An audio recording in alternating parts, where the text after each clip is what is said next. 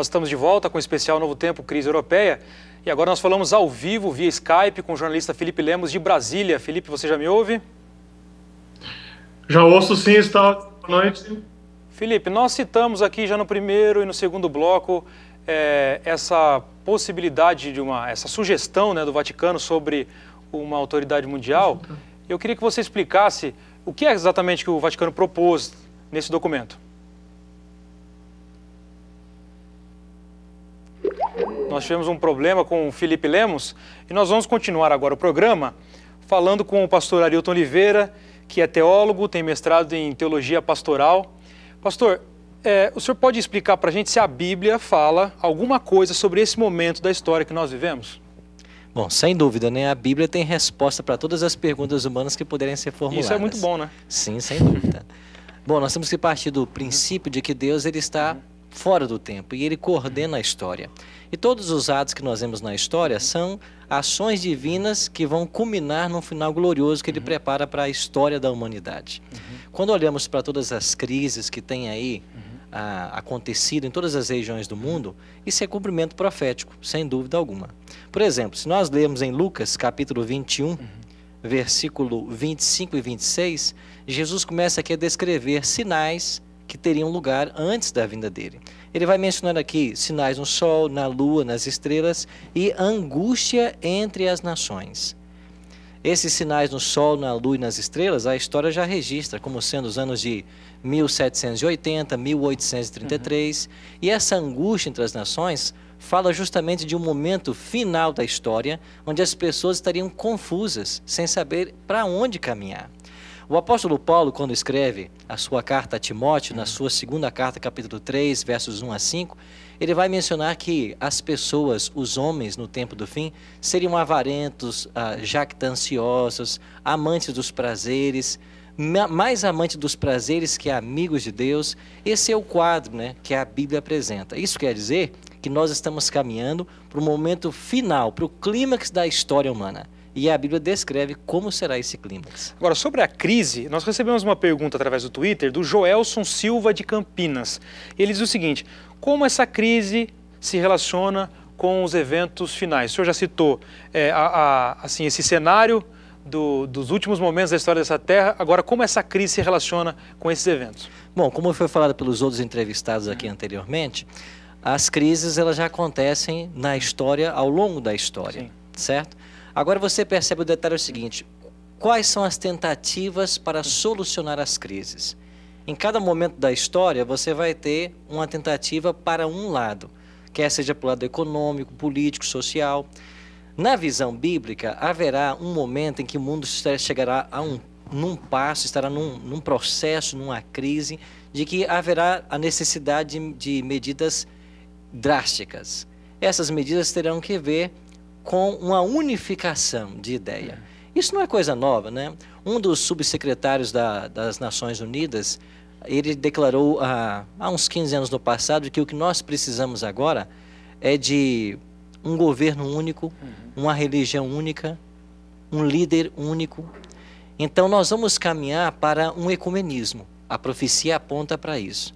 E será através desse viés ecumênico, da união dos pensamentos religiosos, da igualdade de todos, do bem-estar social de todos, é que nós vamos ter agora o desfecho na tentativa de uma solução para a crise que a gente hoje está vivendo. Bom, agora o senhor consegue apontar na Bíblia esse momento que nós estamos vivendo. Sobre a Europa, existe alguma menção? A Bíblia fala alguma coisa que nos leva a entender que o texto bíblico menciona a Europa nesse momento? Claro, partindo de uma visão historicista de interpretação da profecia bíblica, em Daniel capítulo 2, por exemplo, você tem aqui o sonho do rei de Babilônia, Nabucodonosor. Ele sonhou com uma grande estátua que estava dividida em 4 partes, em 4 metais, tinha cabeça de ouro, peitos e braços de prata, quadril de bronze, pernas de ferro, e os pés eram de ferro e de barro. Na interpretação profética dessa estátua, nós podemos ver os 4 impérios mundiais a partir do próprio Nabucodonosor. Porque Daniel, ao interpretar no capítulo 2, a partir do versículo 38, vai dizer que Nabucodonosor, Babilônia, é a cabeça de ouro. O império que sucedeu Babilônia, a partir de 539 a.C., foi a Medo-Pérsia. Em 331 veio a Grécia, com Alexandre. Em 168 a.C. chega a Roma, dos Césares. E o Império Romano vai dominar o mundo de 168 a.C. até 476 depois de Cristo, quando termina o Império Romano com Rômulo Augusto, o último imperador romano, quando acontece a queda de Roma Ocidental. Temos que lembrar que Roma Oriental transformou-se no Império Bizantino, né, que existiu por mais pelo menos 1000 anos. Só que na visão de Daniel, depois de passar por esses 4 metais, chegamos aos pés da estátua. E para Daniel foi revelado de que os pés eram em parte de ferro e em parte de barro. E nós temos 10 dedos nos pés dessa estátua. Interessante que como quando Roma Ocidental cai, em 476, ela vai dar lugar a 10 tribos bárbaras, que minaram o Império Romano. A história não aponta um 5º império que vai destronar Roma. Ela é minada em suas bases pelas tribos bárbaras. Dessas tribos bárbaras, 3 delas eram arianas, os érulos, vândalos e ostrogodos, que finalmente foram destruídos. As outras 7 tribos que sobraram vão organizar as primeiras 7 nações europeias. Então, a partir desse momento na história, nós temos o surgimento daquilo que nós chamamos a moderna Europa. Isso quer dizer que nós estamos vivendo na profecia bíblica nos dedos da estátua. E qual é o final da história agora? O final da história é que uma pedra é arrancada sem auxílio de mãos e destrói toda a estátua. E na profecia, esta pedra representa a chegada do reino de Cristo. E o que significa para a Europa isso? O que significa essa possibilidade? Existe a possibilidade de não se unir à Europa como existe essa tentativa política e econômica agora? Não? Sim, o professor anterior mencionou que várias tentativas foram feitas, né? Sim. Nós podemos mencionar, ele mencionou sobre Hitler, né? Sobre o movimento nazista. Nós podemos mencionar Carlos V, Luís XIV, Napoleão Bonaparte, tantos outros que tentaram unificar a Europa. Mas a Europa não será unificada. E por que não será? Por causa de um verso da Bíblia, Daniel 2,43. A Bíblia diz assim: quanto ao que viste do ferro misturado com o barro de lodo, misturar-se-ão mediante casamento, mas não se ligarão um ao outro, assim como o ferro não se mistura com o barro.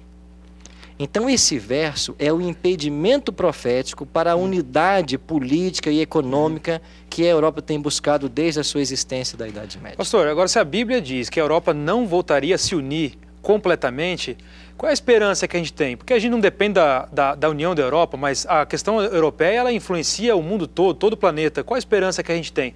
A gente tem esperança de que o mundo vai melhorar ou a nossa esperança é diferente dessa? Na realidade, nós vivemos um paradoxo. Ao mesmo tempo, como cristãos, nós temos que desejar o bem de toda a humanidade, fazer o nosso melhor para o progresso da humanidade, para o bem-estar social, para os direitos de igualdade.